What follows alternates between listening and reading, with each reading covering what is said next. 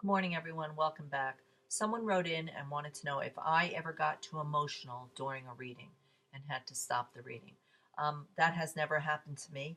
I've worked very, very hard on learning how to pull emotions back for me because, as I explained before, I'm a prophetic feeler, which means that if someone sits in front of me for a reading and they lost a child, that child becomes my child. And I think I explained before that a lot of people in the medical field are prophetic feelers. That's exactly why they do the work they do. They're very pulled to help people. And you often hear about nurses who get burnout and they have to take a year off because they get too emotionally attached to their patients, and it's very difficult. It's very difficult. So I really admire those in the medical field because I know it's not an easy thing to do.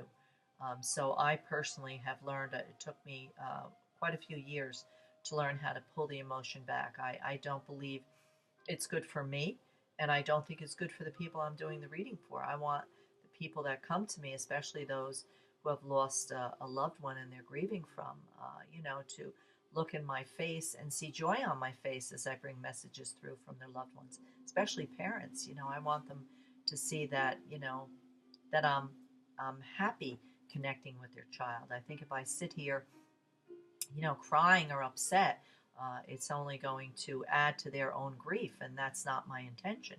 And again, I would only be feeling my own emotion because truly, where their loved ones are is a beautiful, peace-filled, joyful place, and they would never ever want to come back here if they're given the choice because they're so happy and recognize that as their eternal home.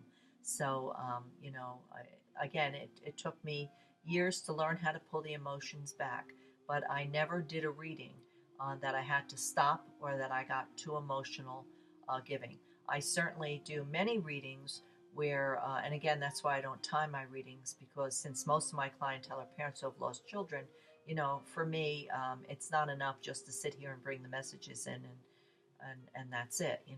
I like to engage with the family. I like to talk to them. I like to hear when the reading is done, and throughout the reading when I bring information in, what they could relate to, and they like to share their stories about their loved ones with me.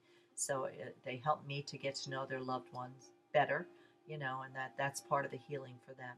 So, and I always love to see happy tears at the end of the reading when the parents will still cry because, of course, they'll still miss their children or their loved ones, whoever I just connected with.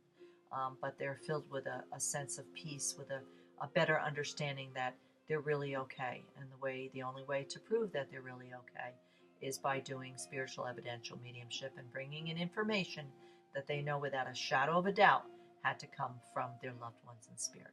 Okay? So, again, I don't get um, emotionally connected in the reading. My intention is to bring through messages. I pray very hard before I do every reading. I do the Divine Mercy Chaplet, which comes from my Catholic connection, and I meditate and I work with my chakras, my energy center, and I work very hard to build up my energy, so to speak, to have a stronger connection and to keep myself, healthy and better able to keep my emotions at bay. So I have never personally been overcome with grief or too emotional to do a reading. I'm always able, thankfully, with the help of God and Spirit, to pull those emotions back. So I hope that answers your question. And as always, I leave you in God's love.